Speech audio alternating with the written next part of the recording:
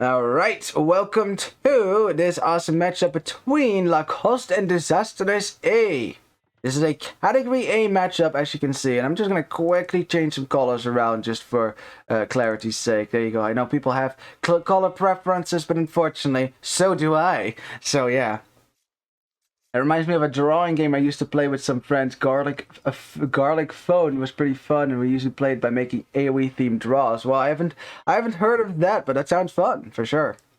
Of course, AOE drawings. That's the way to go.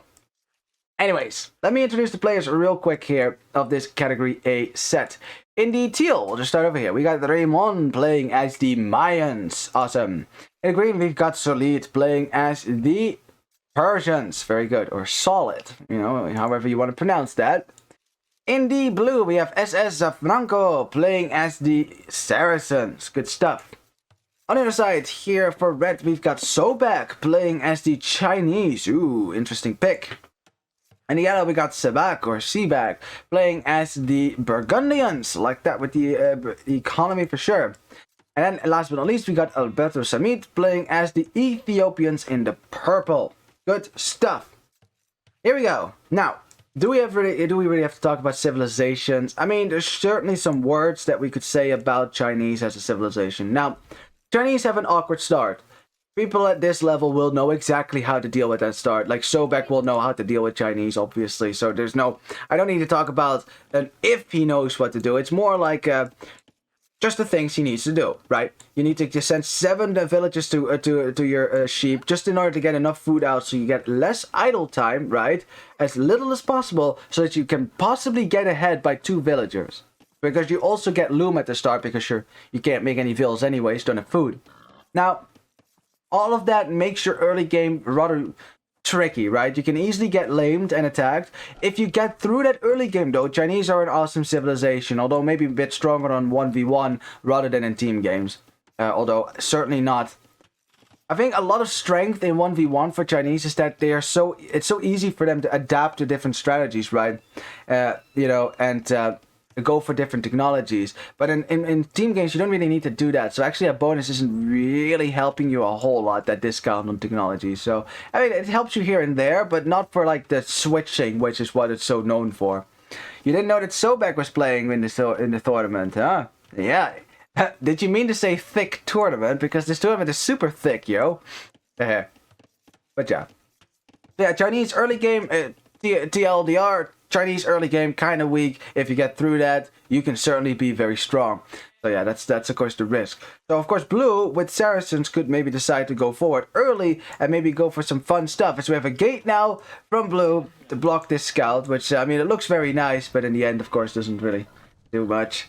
But I mean he got it up. That's good. As red though finds this boar, and blue as he's trying to get that in. Red being very annoying over here. And there you go. He still gets the board in. The timing is slightly off, but I mean, honestly, not really. Not really. Blue didn't lose a single villager here as well. This is all fine. And looking at the ILTC time, yeah, it's very low for everyone except for red. But again, he's Chinese, so that is normal. That is normal. Anything else to talk about? Persians versus Burgundians. Burgundians have a great economy potential because, of course, they get their eco-tax before they hit the next stage at a discount, which is fairly nice. You might see Yellow actually getting lumber. I mean, the lumber upgrade as soon as he clicks up, or even before. I would do it after I click up because uptime is important. But after that, you have lumber, you know, villagers with more lumber efficiency while you go up, which is just nice, right? Some extra wood coming out. So yeah, that's nice. Anyways, versus Persians though, Persians have a great boom, so because of the faster working TC. So it's not like Burgundians are the only eco sip in this game. I don't think so. So we'll see how that's gonna play out. For the rest, we should probably look at resource. We've got a back gold for red, forward berries, but he already small walled a little bit. We'll probably wall off the left side if he can. That should be a good wall. On the other side, we got forward berries as well for purple, but right next to an awkward hill, as you can see, which is also where his gold is. So this is not the best base for purple. That is not a base where you can really say, oh, we can just sit behind walls and be safe. No, no. No, you're going to have to wall lots and make military to defend yourself. We will see how that's going to go out. These hill spots are really awkward. But it's maybe even worse in teal's base. Jeez, that's even worse actually. That's super open. This gold is even further forward, right underneath the hill. The berries are also kind of exposed because of the left side being fairly open. Yeah, you got woodline in the right. You can certainly wall right there, then do your TC, and that will keep you safe quite a bit. But I don't know, man. I mean, green and teal are so close together, they might even consider a team wall at some point, honestly. You could totally try. As purple took some shots from the TC, but there weren't a lot of villagers underneath that to really shoot arrows anyway, so it's fine. Last for blue, though. Blue's got a forward gold as well, but at least it's behind a wood line, so depending on how you wall, that is safe or not. You know, that's kind of how that goes, usually. Yellow and green taking a fight inside purple's base, and purple's trying to wall this up, but now, you know, was delayed by this scout, but now we'll be able to get this up because the green can't kill a loomed villager anymore. Since he lacks the HP on his own scout now. Got the crazy walls coming up for yellow. I mean, they're not really crazy, really, but there's a lot of walling that he has to do anyways, but he'll get it up. Stable in the back, though. That's interesting. Normally you put stables in the front, but okay, we got some stables going on in the back. Stable in the front for green, so scouts will be coming out. No man-at-arms at this level. Most players know how to defend against the man-at-arm rush, so I don't think you're going to get to see that anytime. Just archer ranges going up, as you can see. You'll probably see that the Chinese player will stay longer at home because, you know, the early bonus not being there. Although, Saracen player only now getting his archer ranges up as well means that he's not actually that far behind. I feel like Burgundians Chinese is a risky bet on Arabia. Both are kind of slow civs and they're against some pretty aggressive civilizations. That is a pretty good analysis, actually. I mean, Saracens indeed are an aggressive civ in that they can easily break through walls, so probably should, right? Chinese, not so much. I mean, the longer this game goes, the better it gets for Chinese, I would say, versus Saracens, who don't really have an eco bonus outside of their market. Burgundians versus Persians, though. I mean, Burgundians get the Cavalier. That's really nice in Castle Age, certainly so. But I guess in the end, Persians can also just make some camels and nullify that.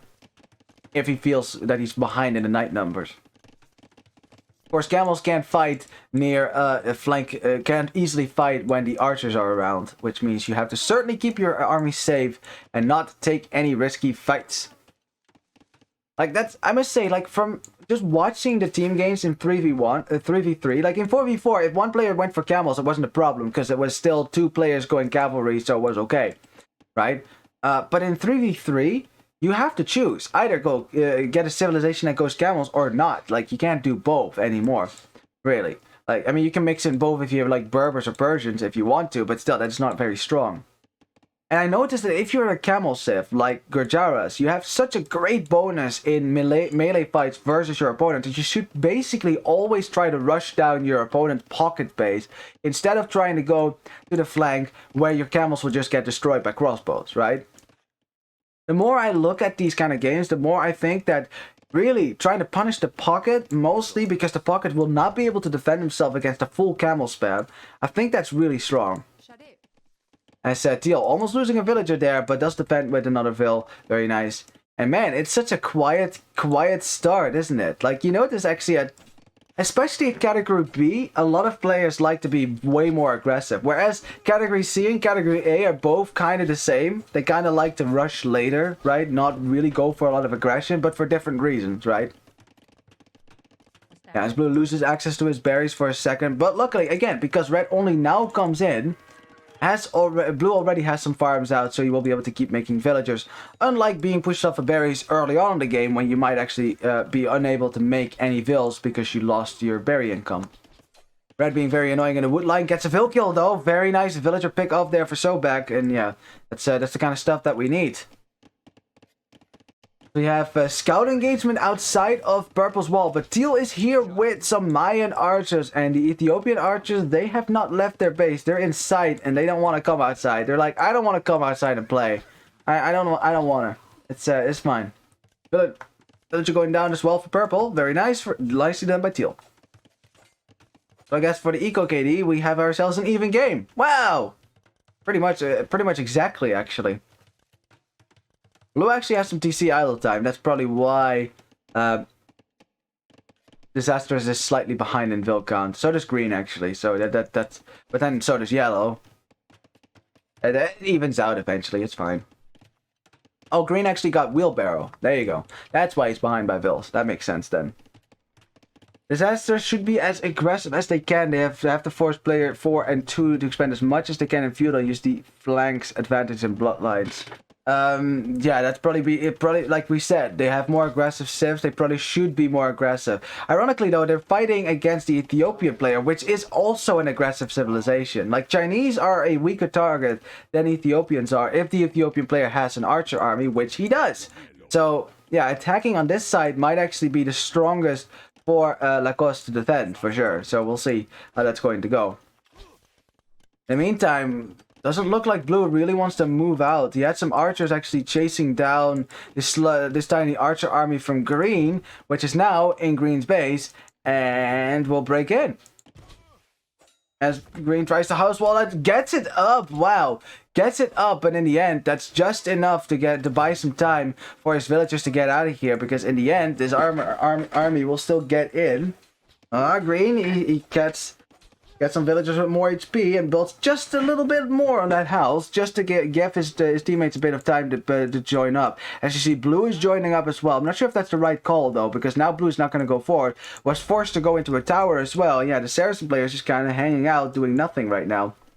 We got teal back at his base. We got purple coming forward with yellow now. There's a lot of scouts, Burgundian scouts coming forward now. Green is up to castle age. Green is up the castle age, so at least he will be able to defend himself with his scouts and with knights that come out. Blue is here as well. I don't think blue needs to be here anymore because, yeah, green can kill this. Can certainly kill this. The thing is, yeah, blue still has an army to deal with in his own base.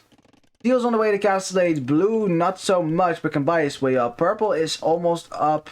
Red has clicked up, and so has yellow. But yeah, later castle age time for red and yellow, but still, right, still. They are the ones having the initiative at the moment. They are coming forward. They are deciding the pace of the game. You know, attacking is, I mean, I wouldn't say it's easier than defending. I think defending is difficult precisely because you actually have things to lose. Whereas your opponent, you know, because when you're defending, you can lose your army and villagers. If you're attacking, you can basically only lose your army, which is still bad, but at least you're not losing villages in the meantime, right, while defending. Because there's always those little bits where you're not reacting in time, and the archers get to your wood line, and you lose some vills. There you go. What? Okay, they at least one village, I was about to say. That had to be at least one vill kill. Jeez, I can't believe that wasn't at least 3, but whatever, I guess. Crossbow coming in for teal now, which means that purple might want to take a fight here. And looks like purple is actually planning on taking a fight, but that's a lot more archers for teal, actually. 27 versus only 20 for purple. Crossbow about to come in. Is this a good fight to take here for Lacoste? I don't think so. I don't think so. Because teal has crossbows now, and purple has to commit now. Fighting against these crossbows as much as he can. He's certainly trying to trade as good as he can, but purple losing his entire army, and teal still has 20 crossbows on the field. Ouch. Don't think that was worth it. Oh boy.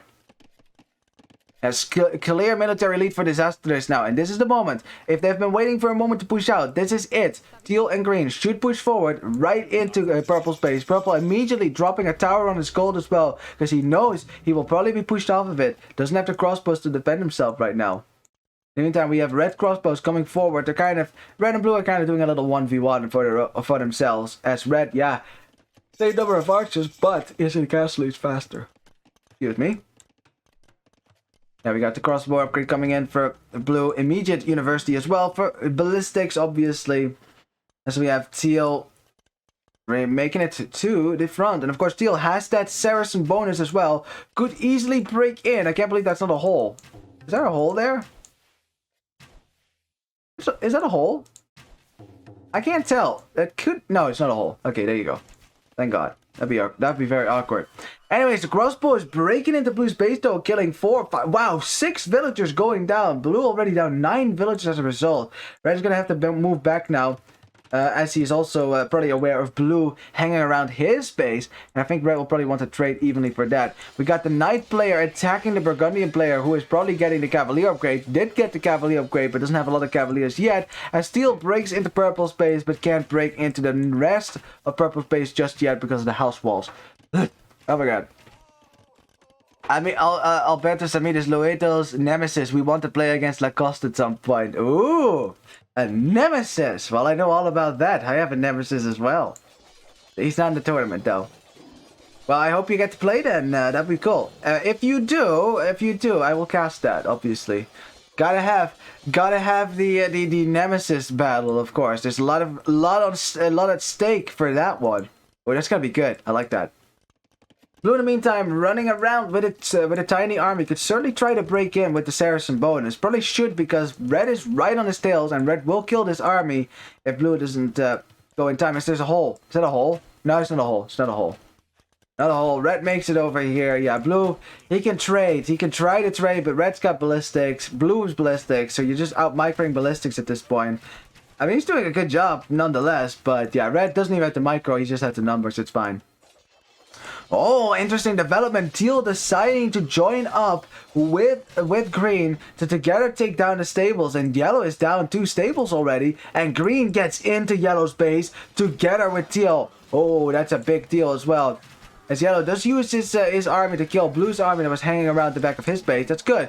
Purple is here with some crossbows as well, but not a whole lot. Remember, he lost his entire army in that fight in teal's base. Looking pretty good. Who's my nemesis? My nemesis is called the Blue Prince. Yes. He joined one of our games. It's actually on YouTube if you want to see it. He joined one of our lobby games once, and he challenged me to a duel, which was fun. So you can, yeah, me and a bunch of guys, we you know, the people that joined the lobby, we took on the Blueprints. It was an epic fight, even though I didn't actually get to fight the Blueprints at any point in that game. Just so you know, I don't want to oversell it, obviously. We have blue being very annoying in the back of red's base, but red's like, nah, whatever. I'll get it eventually with the numbers. Red sending in crossbows as well, because they need to keep yellow alive as much as possible. Oh boy. And he wasn't just a nemesis, by the way. He actually challenged me. He joined and was like, yeah, you will die, blah, blah, blah. I will kill you. It's like, what? And then we got all the flowery language out as well. As yellow tries to take a fight, but loses a lot of cavalier here before being able to defend himself properly. And yeah, the military count is just much better for disasters over here. There's just no cavalier for yellow to act as a meat shield, which means that red, despite having more crossbows than teal, still can't engage this because there's so many knights here. Remember, those knights also kill crossbows quite quickly. Are you talking about the Blue Prince? Yes, I am. Yes, I am. As being my nemesis. Just like Lueto has a nemesis, so do I. Yeah, just some skirmishing going on in purple's base. Looks like purple is... Oh, purple though! 4 crossbows on the goal for teal. Teal hasn't responded to this yet. Perfect play from purple. Why not, right? You have some small armies. Why not just send them in and try to get some kills? And look at that villager KD for... That eco KD for teal. Evening out a little bit as he's losing some units. Teal, in the meantime, losing his crossbows. And green is like, yeah, is that worth it to defend? Not really, so I'm gonna back up here. It's fine. On the other side, we have blue breaking into red space once again. Not sure where he came from, actually. Probably from right there, from the front. And red, because he sent all his units forward, doesn't actually have a lot of crossbows to defend himself at home. But in the end, 14v14, will be able to clear this up. And it's also almost an imp. Ooh, Lacoste and imp. Yeah, no surprise that Sobek would be the first to get the imp here. But teal has clicked up as well, though, by the way. So that's certainly something to keep in mind. Oh boy, purple's army though getting caught outside of his walls, and green gets a lot of kills as a result of that. That's a great find by green there, killing purple's army once again, and purple's down to 6 crossbows now. And now teal, knowing that, it's like, oh, so he doesn't have an army again. Oh, thanks green. I'll go attack him again, I guess. Yeah, that's good. All right, here come the first arbalists from Sobek. The question is, where are they going to go? Right now, they look to be headed to the right. I'm looking maybe green's base, maybe teal's base even. What is the plan? We'll see. Of course, it's always a risk to send your crossbows across the map like that, especially if they don't have cavalry support, which they won't have because yellow is still busy dealing with this giant knight army. Remember also, look at the booms here. 65 villagers only for yellow, 88 for green. So green has the clear economy lead and will be able to spam way more knights than the Burgundian will be able to spam crossbows. Did I say crossbows? I meant knight, a cavalier. That's funny. Anyway, got another army for red, kind of running around blue's base. Blue, though, at the same time, is running right into red's woodline again. I mean, why not? Why not? I guess he gets an extra kill there. Okay, green must be aware now about this army right next to his base. He must know this. He's sending his knights. He's not sending his knights to them, though. So, now I'm wondering. What is, oh, wait, hang on, there come the knights. No upgrades yet, okay, but deals here as well. It's not a whole lot of Arbalest, though, so I think it shouldn't be too big of a deal for them to deal with. Okay, Teal has the hill, but he's working with crossbows, which is still not very good. But here comes green, okay. No final armor upgrade. Red trying to get the best engagement he can. But yeah, the 2v1 is real. And red is going to lose all these arbalests really quickly. Yeah, he's not even microing them anymore. It's not worth it. He is microing these crossbows, or arbalests, I mean, in the back of blue's base.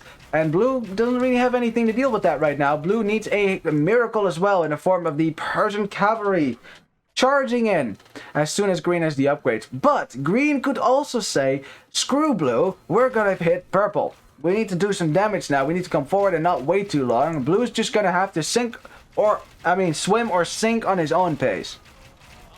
As blue is, yeah, taking a horrendous fight with crossbows. Arbalests just have that extra range, extra attack, and extra HP, so they should kill crossbows in all the categories. You know, they beat crossbows in all the categories. But there's not really a chance you have fighting with crossbows against Arbalest. Blue is still trying to get some damage in the back of red's base, but yeah, red is aware of that. A nice wall there, should be good. Now, we got Arbalest and Knights running into purple's base. Purple is defending with a mangonel and his own his own crossbows. It's on the way to Imp. Needs to keep this army alive right now. But here come the Arbalest, Mayan Arbalest, but almost fully upgraded. Remember also, they have the Saracen bonus, and what does Steel do? He's like, no upgrades for you. No upgrades for you. Bam! Archer range down. I mean, there you go. Blacksmith down, I mean. Good stuff. Now, green can certainly commit under this TC. You know, especially with the Saracen player there as well. The TC will lose HP very fast. They need to commit to a fight quickly here. But they can't. They're still trying to get their upgrade. So I think purple will probably have to give up this TC. Yep, that's the first TC down. And that's a lot of damage that green and teal are going to be doing now to this side. Are we going to fight? Are we going to fight? I mean, if green sees right away that purple clicks up, they need to immediately engage into a fight. I think teal and green need to engage here. They should engage. They have the attack advantage. And that's what they're doing. And purple is going to lose all its crossbows before he gets to upgrade them. Disaster on this side for Lacoste as all the crossbows go down. Yellow is getting the heck out of here with his army. He knows he can't fight there. And that is a big deal. Because now purple has no defense whatsoever. Gets the imp. No army. That's painful. Yeah, and immediately yellow dropping a castle on the right side just to keep his base safe a little bit longer. At least the Arbalest won't be able to push into the right side of his base, which is important. He needs to buy time for red to do some damage to blue, because remember, that was also happening. Castle though goes up just in time. Yeah, so at this point, teal can't be anywhere near this anymore. They need to bring out some siege first. Although teal is definitely just busy breaking right into his opponent's base. And having the Saracen bonus is so nice here. Purple is going to get destroyed. He's going to get destroyed. There's nothing purple can do anymore. He can run with Vils. That's all he can do. And hope that teal doesn't spot him. And teal spots him. And teal's like, hello. Hi there, villagers. This is a fun game I have. Dodge the arrow. Come on. Dodge the arrow.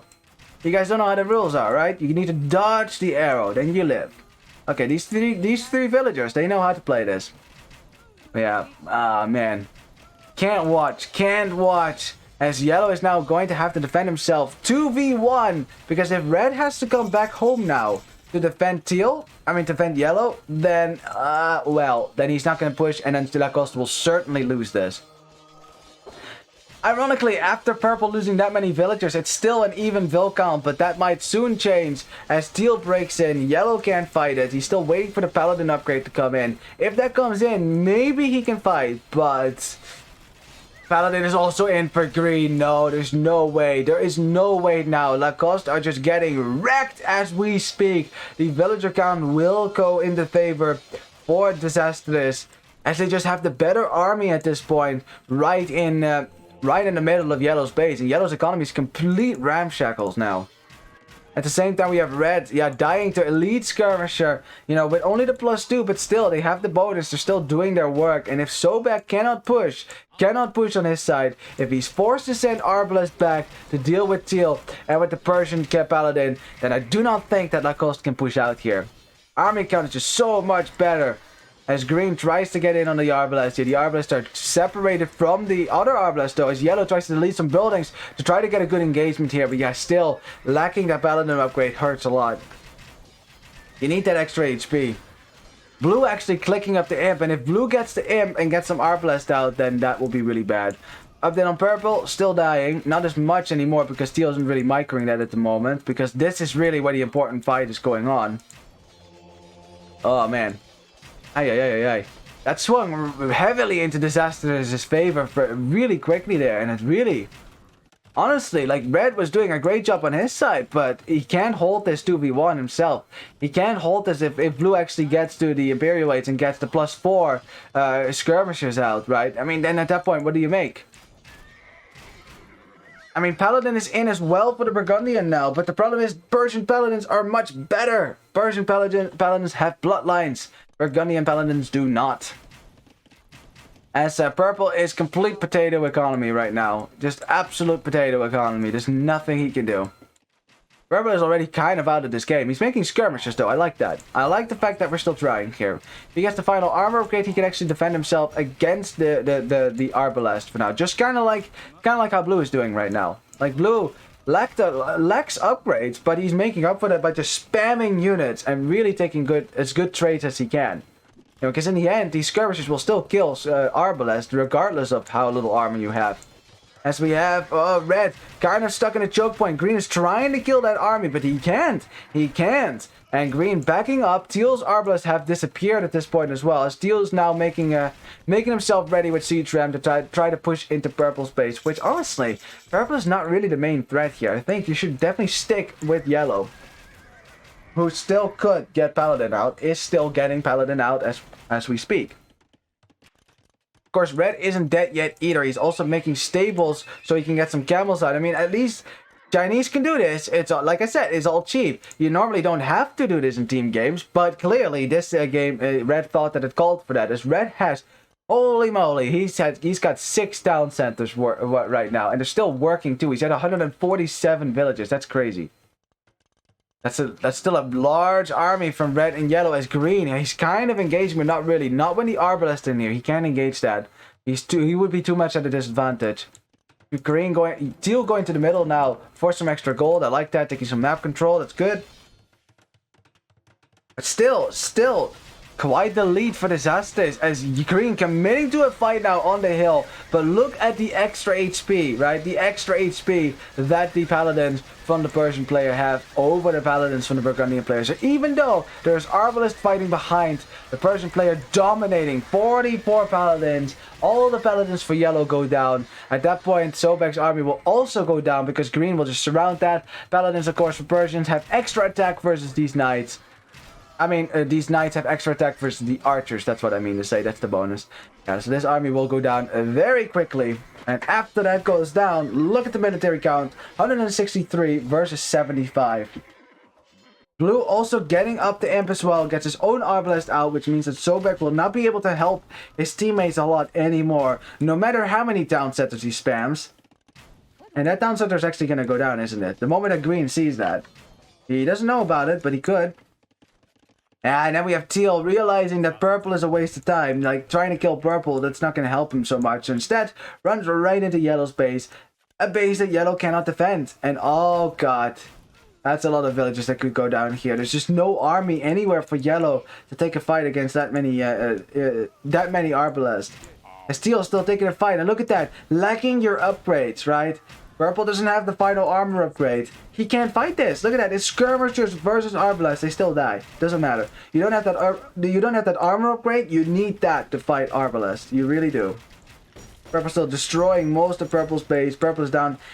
He's up to 62 villagers miraculously. But yeah. Here comes Green. Yellow is expanding his economy as much as he can to the south, but You can only go so far. You can only go so far. As we have red coming in with light gap now, trying his best to kill as much of blue's army as he can, but I don't see it. I think honestly we are getting close to a GG moment here. You know, the military count just wow. Just as I say that, here is the GG moment, and there you go. Lacoste tapping out here. Disastrous taking the first game. Wow, very nice. With some back and forth play for sure. You know, Disastrous had a slow start for, like, you know, it was definitely Lacoste that were doing the aggression, that were coming forward quite quickly. But the swing, right? I mean, like, Lacoste, they lost their armies in the front. I mean, red was kind of running around everywhere. Certainly had, you know, certainly damaged blue. Like, blue versus red was winning. That was clear. But teal versus purple, and then green and yellow joined on that side as well. I think there were some critical engagements early on that went much better for Disastrous, especially that fight in teal's base. Teal gets the castellades, upgrades his crossbows right when purple breaks in. Purple's archers are all over here, and purple loses his entire army. At that point, teal and green, they push forward, they get into green's base, and they still try to do some damage. Now, purple then doesn't have an army, so green and teal go to yellow's base, which is a good call. Why not? That slows down yellow a lot. Yellow never really got above 70, 80 villagers maybe, because of all of that pressure. It forced purple also to send in whatever he had to try to help. Now that attack eventually didn't materialize, so teal and green backed up. And then green got lucky. He got lucky. He found purple's archer army outside of purple's gate, absolutely destroyed that, so that when teal got to the Imperial Age, there was no army for purple whatsoever, really, to take good fights. I mean, there was a small army. The problem was, Imperial Age for teal, Imperial Age was coming in for green, and they could just take a fight there, and yellow couldn't help purple enough to save him. And at that point, purple was dead. Yellow was basically defending his own base at this point. Red, instead of killing blue, had to send archers back to help yellow, and there you have it. That was this game. So yeah, that's I mean, that's just how games go sometimes. I think just really this fight inside teal's base, the moment that they saw teal got the castellades, I think purple should have immediately pulled back his crossbows, you know, because they went in after that teal got to the castellades. They went in after that. That's a huge risk, and it did not pay off, that's for sure. I think that was a big factor, just looking back at it from above. Alright, well, let's have a look at the statistics. The KD for teal, obviously, very good. For green as well, with the stronger paladins, clearly. Red, again, did pretty good with his KD as well. Again, versus blue, as you can see, blue certainly had troubles fighting against red. But then purple and yellow got absolutely destroyed at the end there, losing some critical fights. Oh, man. Economy-wise, you will see a clear equal lead for green over yellow. Yep, that was to be expected, because yellow wasn't able to add a whole lot of economy because he was spamming Cavalier more than green. And green, using the Persian boom potential, got a lot of villagers. There you go. You can see that right here. Vill count, 147, 150 for red. So red actually booming more than his own pocket. Yeah, only 92 actually, which is still pretty high, but not high enough. Not high enough by a long shot. You need more. So yeah. What else? Oh yeah. Who has the fastest APM? 3, 2, 1. Bam. It was so back with 71. No surprises there. That makes a lot of sense. You know. So there you go. But all these players they're all formidable players anyways. They wouldn't be in category A if they weren't. So first game goes to Desastres, but we still have ourselves a series. And we still have home maps, although I don't know which ones. Guess we'll have to see.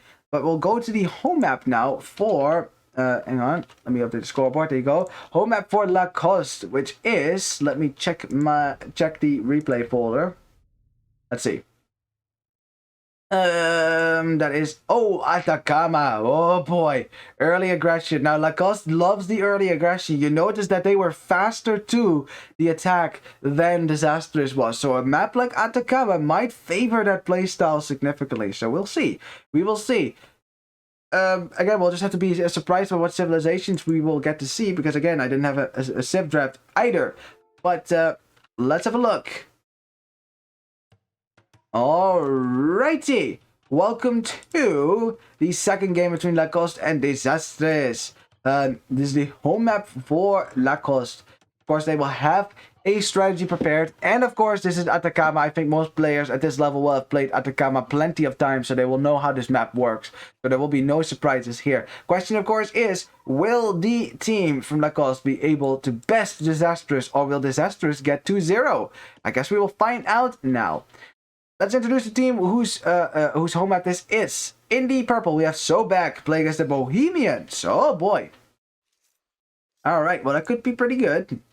In the yellow, got Sabak or Sebak playing as the Khmer. Oh, I like that for this map. Very good for Atacama.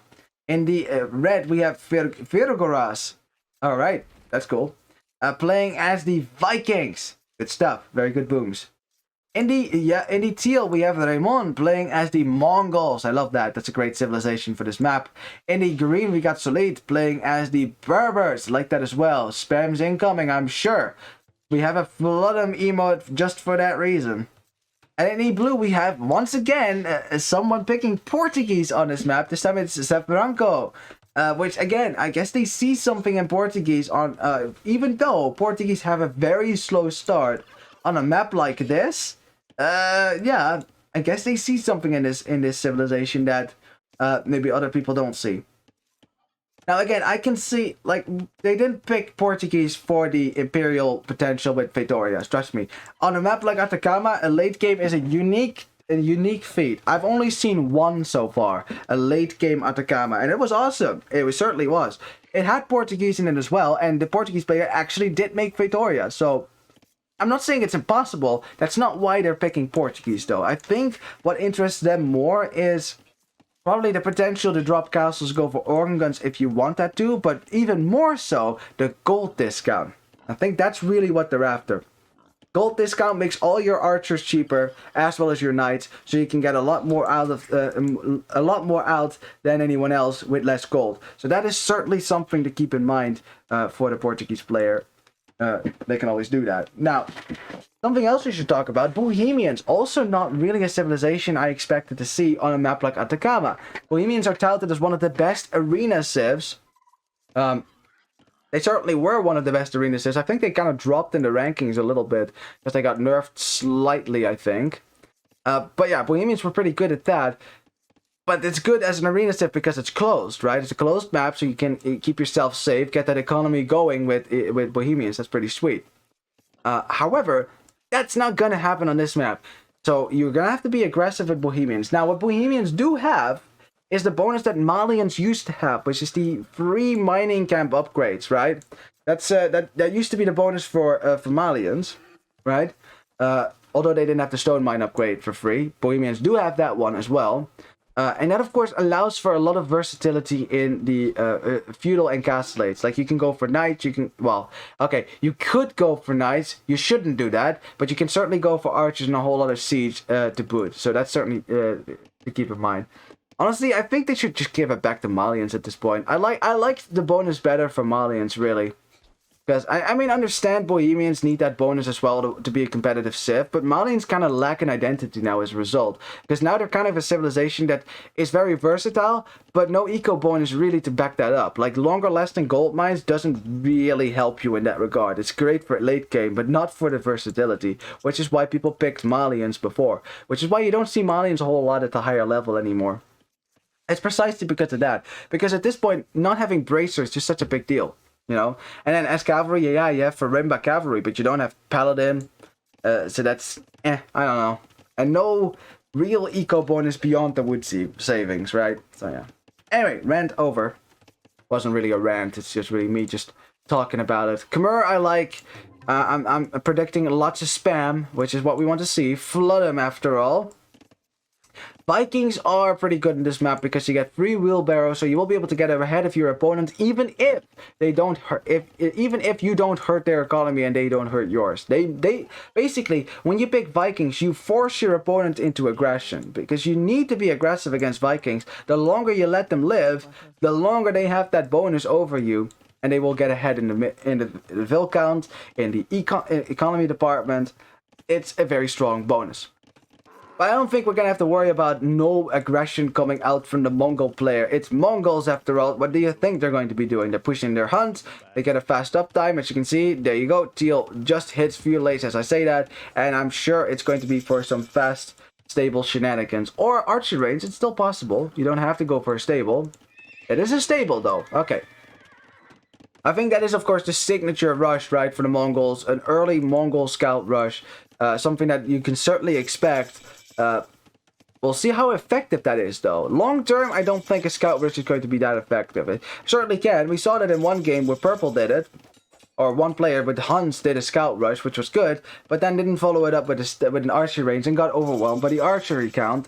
We have Purple trying to go for a quick wall, but nope. That villager gets sniped. Nice attempt, though, for Sobek. Certainly, you know, you can always try to get a quick wall. And it's hard around this building, actually. Ironically, if you think about it. We have, wait, what is that? Is that man-at-arms? Are those men-at-arms from the Portuguese player? What in the hell's name is that? I mean, also a tower coming forward, so wow, that's a lot of villagers being sent. Okay, that must be half of that must go to this wood line, actually. Those are not all tower villagers. Tower going up right in Purple's base. He can certainly see this. He can certainly fear that, but there's not much he can do about it right now until he gets his archers out, which is the plan, but it's going to take a while. Archer up, you know, the archer rush is slower than a scout rush or a tower rush after all. So the tower will go up. As Purple is trying to build his own tower. Let's see who's going to get up faster. Yeah, Blue with 3 villagers will get his tower up first. This is Purple now committing a 3rd villager as well. Blue is here. Purple immediately sending some villagers out to try to rush this down. But the problem is the men-at-arms are still here. The scouts are still here. And now you opened your wood line. These villagers are no longer safe. I think that was a mistake. Oh, no, he hides them. Nicely done. Nicely done. Good stuff.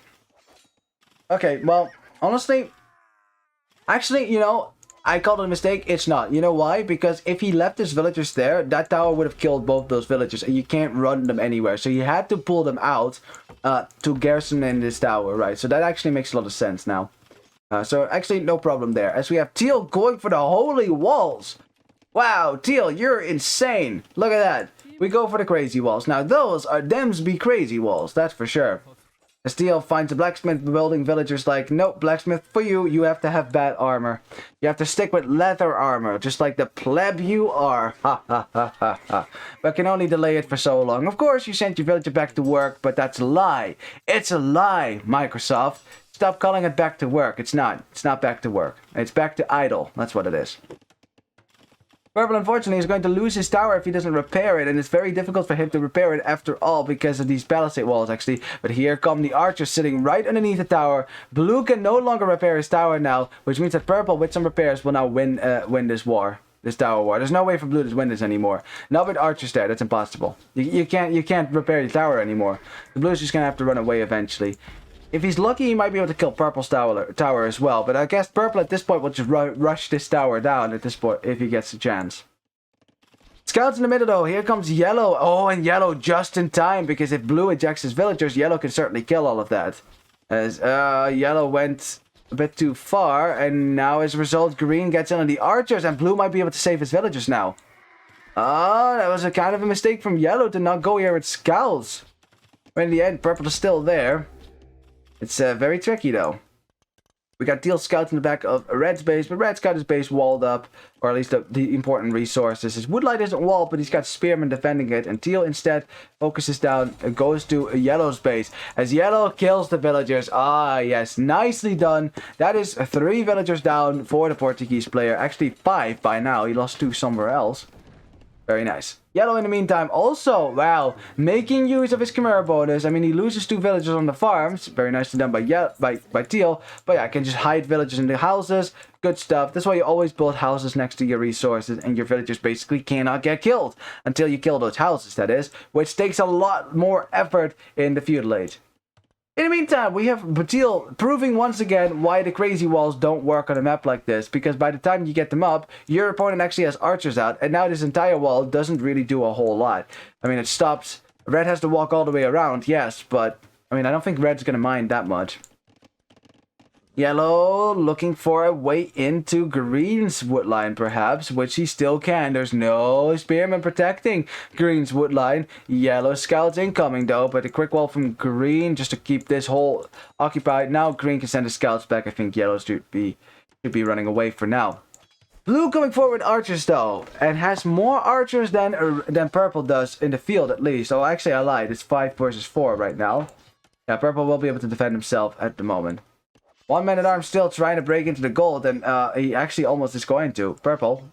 Purple. Fight. Okay, fight with the Vils. There you go. There you go. That'd been a full HP man at arm, though. They could have killed a villager. Oh, great for red. Walks all the way into Teal's woodline. Teal did not pull back his villagers, and he's going to lose every single one of them.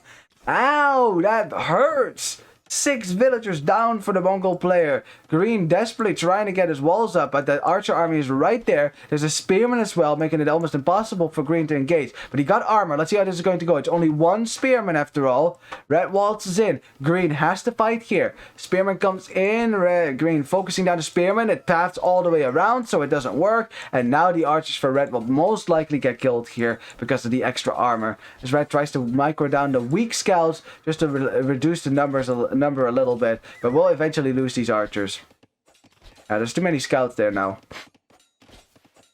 Yeah, there's some nice micro though. Good, well done. Okay, blue's archer range is safe for now, so is purple, because purple dropped the tower. Won't be able to boom, of course, in the next stage, unless he mines stone, which he's doing, so he can actually drop a TC later. He's getting a market now as well to buy his way up, and he will be up way before blue, actually, because blue is down 5 villages, and blue's got very few in the way of farms. He's very heavily on gold at the moment, but this is the thing with Portuguese. You just lack an eco bonus, really. Hey, you're gonna fall behind your opponent. Like, Bohemians have an eco bonus. Portuguese do not.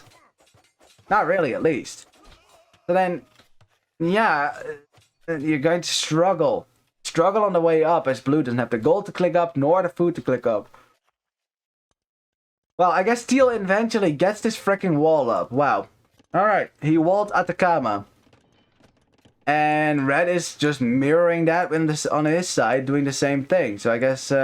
there you have it. Now, actually, what I like about this wall from Teal is the fact that it actually keeps the right side completely safe. Because this wood line connects in the middle, which means that this is all safe eco now. All is safe. The only way for Lacoste to get through is to go on the left side. We have quite the fight actually going on between yellow and green and blue. And it looks like it's a better fight for green and blue. Yeah, they have much more military right now. Purple trying to snipe as many blue archers as he can, but he can't snipe anymore as his archer goes down. Wait. They forgot about it. Well, that's funny. And purple is like, okay. Okay, I'll stay right here with an archer. Okay, now, well, don't show that you still have an archer, Sobag. Don't show him that. Just go full Hera, right? Use 1 archer to kill like 4 villagers. I saw that game where you did that. It was funny. It was a really funny video too. And now you're just attacking the house, which means that all that blue needs to do is send another archer as well and take a 1v1 fight. Okay, purple, we still have a shot. You can still micro this down. Let's see who's gonna win. I'm going to select these archers, that way we can see who's winning the fight, even if we look over here, because there's some important stuff going on. We have green breaking into yellow's base, and yellow hiding the house. Hiding the houses, it's going to take some losses there. Yeah, 2 villagers down already for yellow again, so that's, yeah, but the knights are going to push this away now. Looks like blue won the fight, didn't it? Okay, yeah, blue wins the fight. Could have been awesome, but nope. Oh, we got a tower from purple up on his gold. It does go up. The problem is that blue is still hanging around it. Now going to walk away because he doesn't want to lose all his archers, but certainly did some damage to purple as well. I think he killed a villager, maybe even 2 on that tower. But it's crossbows now from purple. And you know that purple with crossbows will be able to do some damage. Yellow coming forward with knights as well. What we got going on in the meantime, we got red breaking in with a lot of crossbows. And teal is making knights. And those knights can't engage this army just yet. They do have +2 though. So wait, that's a lot of knights coming out. I think teal waiting for the right moment. I think at this point, there's enough knights. Let's see what your micro looks like here for red. He needs 2 shots to kill these knights. 2 shots each. Because it's 40 shots to kill a fully upgraded knight in Castellate. And he's doing it beautifully. Cavalry plotting. cavalry pathing rip. Look at that. And Teal losing a lot of knights. That's an expensive loss indeed. In the meantime, we got crossbows and a few knights pushing back this feudal age army for green and for blue. As blue can't engage, blue tries to kill the crossbows. Of course, purple is just going to micro right back, and blue loses all his archers. Ouch. Just as he was almost able to get the castle age and upgrade those into crossbows. That is not going to happen now, I can tell you that much. Ay, ay, ay, ay, ay. Now we got yellow and purple trying to break into blue's woodline, and blue's, all his villagers are right there. They have nowhere to run anymore. Nowhere to run. And the longer this takes, the more villagers purple will kill. So all yellow needs to do is just keep the knights in front and make sure that green can't kill this army. Light guard upgrade coming in from the purple player. I like that because she got a lot of scouts left. But yeah, purple's got enough crossbows here now. There's enough knights to push that light cap army away. And blue is just losing villager after villager after villager after villager. And he says, you know what, screw this. No wood on Atacama, and I'm dead. And blue calls it, and GG for Disasters. Lacoste outplaying Disasters on the home map for, well, Lacoste tying up the game, and we go to a game 3. GG's. Awesome.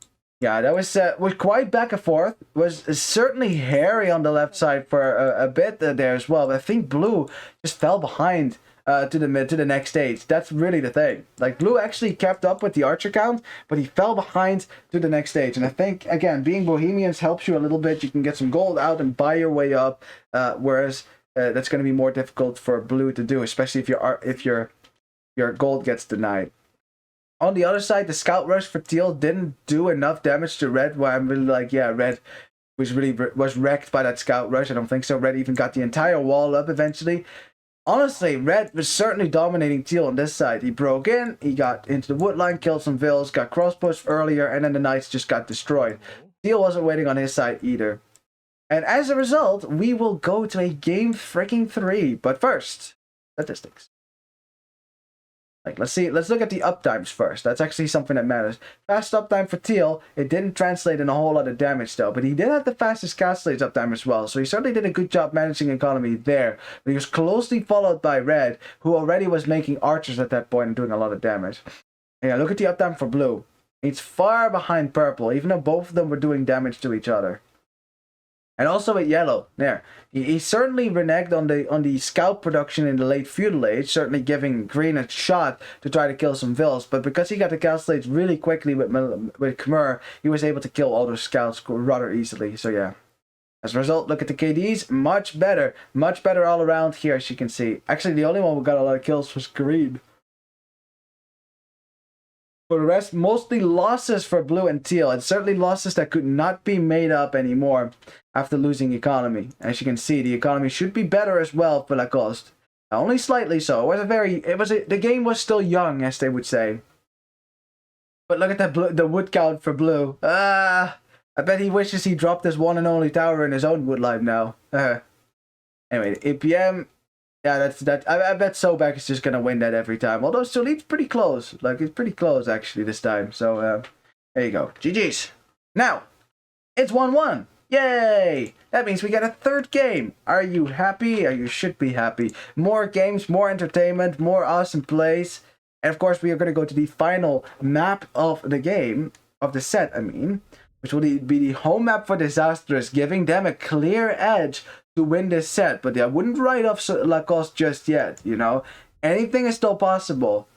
But it's going to depend on how these teams show up for the next game, which will be Dry River. Oh boy, that could potentially be a really long game, considering both these teams are really good. So, since it could be long, let's get into it right now and get started.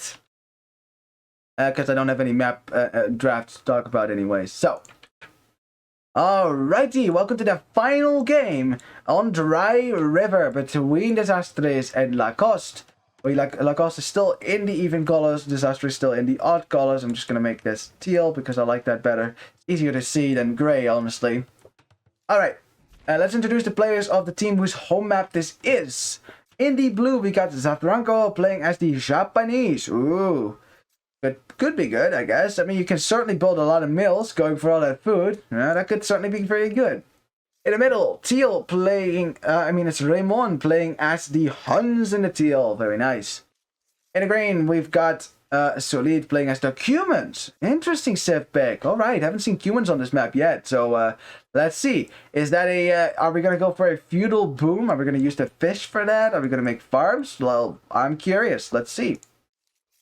On the other side, we have Alberto Samit playing as the Vietnamese. Alrighty. In a yellow, we've got Sobak playing as the Lithuanians. I like that, very aggressive. In a red, we've got Virgos playing as the Tatars. Alright. Now, Tatars aren't like the best civilization on this map because there's not that much elevation on this map. There is some, but not a whole lot. It's mostly flat, really. As you can see, it's a dried up river with an insane amount of food. How much food, you ask? That much food. Right there. Bam. 424,000 food. Yeah. Isn't that crazy, right? Well, very, very crazy indeed. Now, you got some hunt as well. It's pretty much a standard Arabia start, except you don't have berries. You just have to go forward with your mill. You don't want berries on this map. You got fish, right? Why would you want berries? Unless you're Franks. And even then, I'd still go for the fish.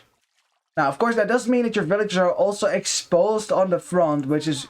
What you will see is that the most early aggression will go to the fish and try to kick the opponents off their fish and delay their economy. Right? That's kind of the way to go.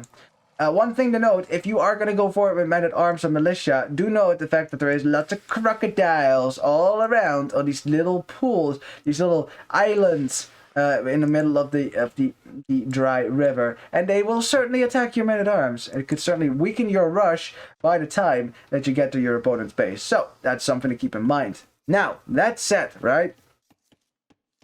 Let's have a talk about civilizations. Because, again, we didn't get to talk about civilizations before. We will do that right now. As players get their Dark Age start going. We don't think we really have to talk about that so much. Now, it's green is Xing the fish for purple, so I guess they know now that purple's got his fish right there. They're like, yeah, that's right. Purple's fish. It's right here. We're going to get that. We're going to steal his fish. You know, and then someone might say, but there's like plenty of fish on this map. Why would you have to steal his fish? It's like, it's a war game. It's not what it's about. It's not about having fish. We can't let them have fish. Get it? That's how this game works. So, yeah. And it really is. I mean, you might laugh at that, but it's true. You want to deny your opponent's fish. That's the best way to do it, even though you have enough fish yourself. I know in an ideal world we could all live with that 424,000 food and be peaceful, but this is not a peaceful world. This is Age of Empires, so yeah. Alright, well, we got both scouts here from Disastrous. You know, they might think about maybe sniping a weak villager. They know there is one weak villager here, actually, and no loom yet for purple. So purple is certainly taking some risks, you know, not having loomed villagers on the front, which, of course, you don't want to get loom immediately once you hit Dark Age. It's best to get it as late as possible. But yeah, that's why purple is keeping a scout around his fish to make sure that his opponents can't snipe it. Now, I said I was going to talk about civilizations. Let's do that. We have the human player walling in a villager. Nice quick wall there by green. Look at that. Walls in his villager, you know, and keeps his vill safe because that alligator / crocodile would have killed it for sure. And now it's walled in. Good stuff. Let's see. Let's time mark this. Well, I don't know how to make chapters actually. Is that what that is? Is it that? Maybe. We'll see. We'll see. I don't know. Well, I think I just made a chapter point, so we can go back and maybe look at that quick wall later. Anyways, humans, of course, could go for a feudal boom, and we see feudal age coming in already for the human player at 20 pop. So I think, given the fact that he's walling a lot, he's not on the fish. I think that's the plan then. But he's gonna have to do it without fish, which of course is unfortunate. Humans, of course, have fantastic feudal play, potentially, right? Because you can spam cavalry with your extra villagers and your extra farm count, at least if your boom goes okay. What the rest of the teams are going to do, I'm not sure yet. I should imagine the Huns are probably going to go forward with some aggression. Japanese might do the same thing. Okay, looks like it will probably be will it be men-at-arms again for Japanese? Doesn't look like it. I guess it's just going to be straight archers then for the Japanese player.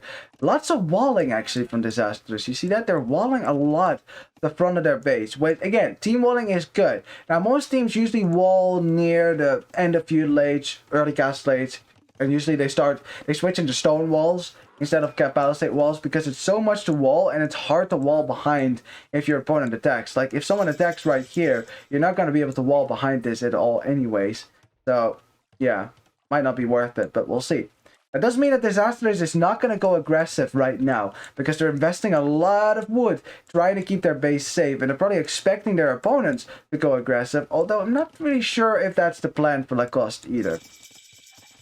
You know, you got a barracks going up, you know, at a very slow pace. But honestly, if we look at the resource count, Purple could certainly click up the fast castle here. That's probably the plan as well. His uptime was very late.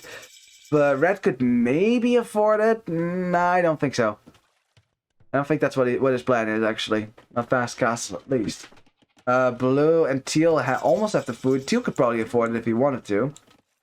But he's making a spearman. A very passive play from Disasters, honestly. I mean, that can work, but the problem is you are certainly giving Lacoste a chance to do damage to you now, to come forward and try to snipe your vills. And that's exactly what Sobek's trying to do. Nice blocking there. Excellently blocked. There you go. Gets a scout as well. Loses a scout. It's 1v1. But yeah, still got a villager to boot. That is good. Teal is making scouts now, so I guess it's not going to be fast castle for him. That would have been a mistake anyways, because Yellow is going to be streaming in the scouts now. You need to be able to defend yourself with spearmen and army. That's always the best way to go about it. Archer range coming up for the Tatar player. He will not just go fast castle into cavalry archers. That would be crazy indeed. Instead, it will be archers and maybe cavalry archers later. Yellow once again trying to go for a snipe. He really wants that villager. He's not going to get it though. He's not going to get it. Takes a shot and loses a scout to the spearman. So a bit greedy by Yellow trying to get that villager. In the end, loses most of his force now. Will have to run away and probably wait for archers to join him so he can snipe the spearman. Alright, there you go. Second down center going up on the fish. That makes a lot of sense. That means your fishing operation is a lot safer now, because you don't have to worry about getting raided so much, because you can always garrison your villages in your TC. That's nice. Second stable going up for the Lithuanian player. Wow.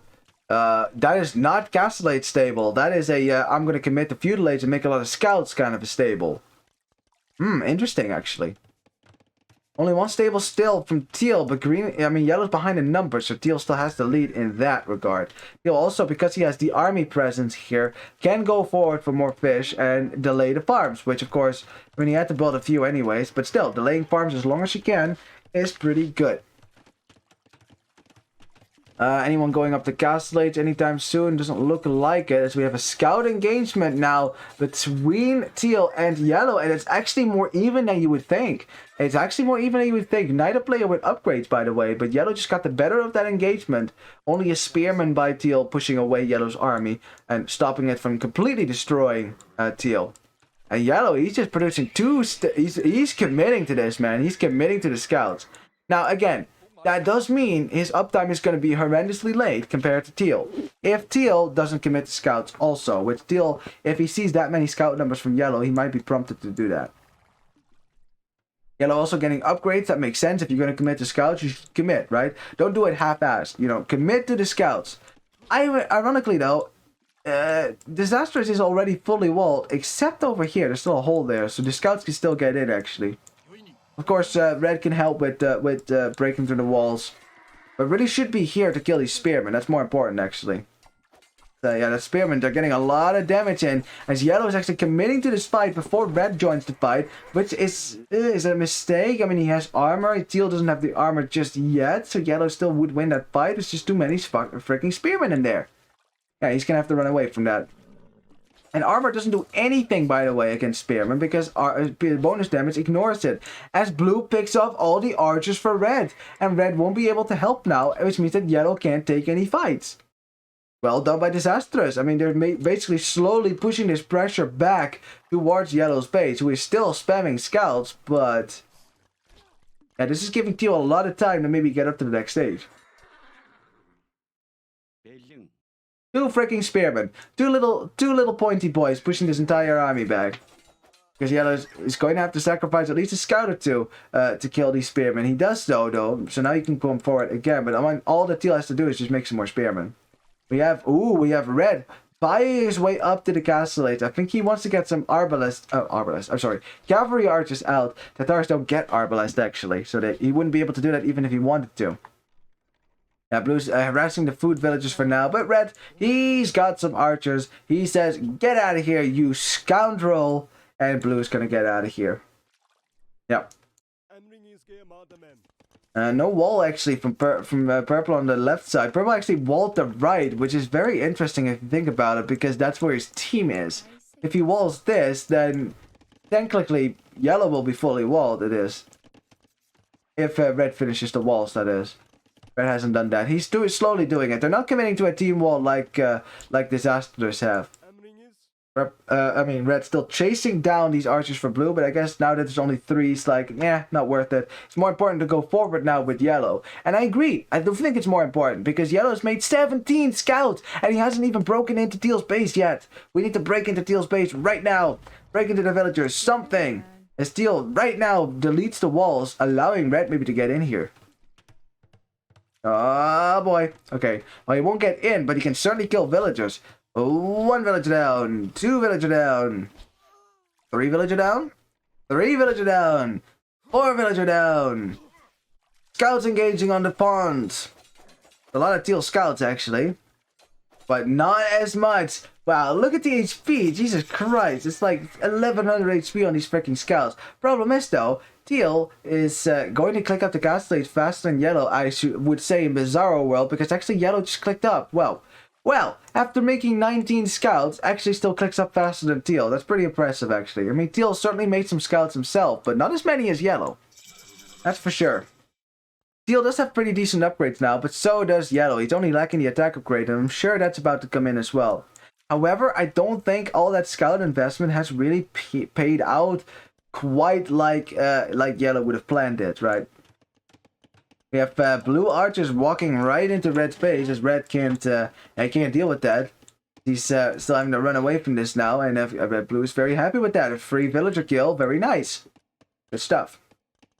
And when it comes to economy right now, Lacoste is slightly ahead. Slightly. But not a whole lot. Not a whole lot. We got some crossbows now with Thumbring for free. We got some scouts coming back, so these archers will get absolutely destroyed unless they send a choke point. But Red will just delete the house. There you go. No more choke point, and you're fine. Alright, we got Purple and Red coming forward together now against Teal. Interesting. Yellow is chasing away this army. This Knight army from Green is not doing a whole lot. And right now, it's crossbows for Blue, but cavalry from Teal and Green. Teal also, probably as this army was breaking in, dropped the tower just to keep the army out. Probably fearing an intrusion from his opponents, which would be devastating to his cause. That is for sure. Right now, yeah, it's an army lead for Lacoste as they're trying to break into Disasters' base. Question is, will they break in and will they be able to do a whole lot of eco damage? I'm not so sure. I mean, they could certainly break in, but the damage part, that's the difficult part. Kills a villager though, very nice. At least we got that one covered. Yellow chasing scouts. But it's crossbow v crossbow on the front, but the micro from the Red is a lot better. As a result, takes the fight, wins the fight, and Blue is out of crossbows once again. Which allows Purple and Red to break in here. As wow, Purple actually gets the pikeman upgrade, and he's not even Ethiopians. So the pikeman actually doing some work on the knights there, certainly thinning out the numbers a little bit, if not chipping away the HP. So that's good. Excuse me. Crossbows in on the fish from the Japanese player. There's one tower on the front to defend that, but none on the back. So you're gonna have to move a little bit here. It's very messy on this side. Lots of knights though from the Cuban player. That makes sense. The Cuban player's at 59 villagers already. The Cuban boom certainly paying off. Was not punished. And now has way more knights in the fight versus Sobek, who only has 6. That's not a whole lot. But of course there's some crossbows behind for Purple. And we get in. For the first time the walls are pierced. And there you go. Actually, the second time, Red actually broke in just a second earlier. Way to prove me wrong, Red. Jeez. I make sense that purple goes for pikemen here because you got knights from green and from teal. So knights on the left side. So yeah, you make some pikemen to deal with that. That makes sense. As yellow is not following purple, we probably should, because green will follow purple at some point. Although green, ooh, green's like, I got the numbers. I'm going to take a fight against this knight army from yellow. And yellow sees that now. He's going to have to run away here because he is slightly behind in the HP department there. But now we have crossbow armies running through our opponent's base. And oh, blow! Blow! Ah, the revenge is in as red sniped like 5 villagers on the wood line for blue. Very nicely done. Blue already down 9 villagers, 12 already for teal. Yeah, so the Disasters, they've certainly lost a lot of villagers, especially the blue. He sniped 22. Jeez, that's crazy. That's really good. Now that's some eco damage, alright. That is some eco damage. We got the knights, oh, the knights from teal finding purple's army, and despite it sitting at a choke point, that army will go down. So I guess purple will not be able to repeat the success from his compatriot, the other player from Lacoste. Oh boy, cavalry archers coming out though, and I think that's a great moment for that because blue has very few crossbows, so why not go for cavalry archers? They are a great unit on this map, very mobile indeed. As yellow really wants to kill this blacksmith. He's like, you cannot have any blacksmith upgrades. There are no more blacksmith upgrades for you. There, what you gonna do now? As wait, they called a GG already. GG called by Disasters on their home map is just not panned out whatsoever. The walls did not stay up. The kill count is in favor for Lacoste, and Disasters taps out. Lacoste takes the win and completes a reverse sweep. Wow. I mean, Disasters does not have a lot of military on the field right now. That's true. Certainly true. They're going to have to deal with double crossbow, which is certainly difficult to deal with if you're double knight. But I don't know, man. I think they could still have tried something. I mean, green's got way more army. So does teal. So, right? Does this feel? It's not. Is it not an early GG? Nico says it's not an early GG. So you think that the army count for Lacoste, you know, and the Vil lead is already enough for a GG on this map? I mean, they could have cleared this up. That for one. They probably could have cleared up yellow's army as well. Same with purple's army. They would have been behind then. That's true. But I mean, you got the human player who's already almost like half fully boomed. You know, I guess. I mean, blue took a lot of damage as well. Blue's down to 28 villagers, so maybe that's why they decided to call it. He was like, yeah, 28 vills. I'm not going to be able to do anything anymore. So, I mean, we know for a fact that is not true. If you have one villager, you could technically still do things. You ask the player from Team Elo, he came back from 4 villagers. Of course, that is category C, so that is, of course, a completely different puppy. But yeah, anyways. GG is called, and there you have it then. Well, Lacoste winning the 3rd game, completes their reverse sweep, as I said, and, well, deservedly so. They certainly had some good early pressure on Disasters, never allowing Disasters really to come back forward to Lacoste. And, of course, they had to defend their walls. And as soon as those walls were broken, honestly, there wasn't a whole lot of defense going on anymore for Disasters. I don't know the rating of these players, but Sobek is a solid one. I would GG as well. Okay, fair enough. From that department, I guess so, right? I mean, being up against Sobek, who is almost pretty much a pro player, I could certainly see how that would be demoralizing for the Disasters team. Although, again, it's not like, I don't know. I think you could certainly have tried, but I understand the GG. I understand it. It's okay. And let's have a look at the statistics there. I was just surprised, honestly. I thought that they would have still played a little bit. KD for yellow is really good, actually. That was a great KD. Even though he wasn't able to get into teal's base with his scouts, like the defense from Disasters was pretty good. Until Castells, he started to fall behind in the military count. I don't know what happened there.